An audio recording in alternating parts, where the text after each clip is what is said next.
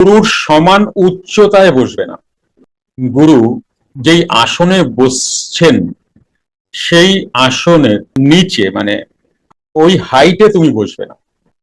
গুরু যদি চেয়ারে বসছেন, তুমি অবশ্যই নিচে বসবে। গুরু যদি সোফায় বসছেন, তাহলে অবশ্যই তুমি নিচে বসবে। গুরু যদি খাটে বসছেন, তবে তুমি অবশ্যই নিচে বসবে। এবং তুমি তোমার এই গুরুর দেওয়া নতুন দেহটিকে মাটিতে বসাবে না। তুমি যদি মাটিতে বসছো, তাহলে একটা আসন পেতে মাটির উপরে বা মেঝের উপরে একটা আসন পেতে তার উপরে বসবে। গুরুকে কখনো মাটিতে বসাবে না।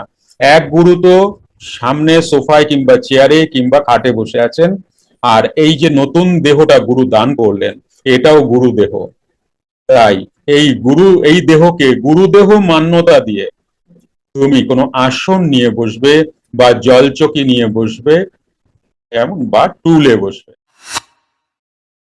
গুরু কোথাও বসে আছেন, তুমিও বসে আছো। তুমি যখনই অনুভব করছো গুরু উঠবেন, মানে দাঁড়াবেন, তুমি গুরুর আগে দাঁড়িয়ে যাও।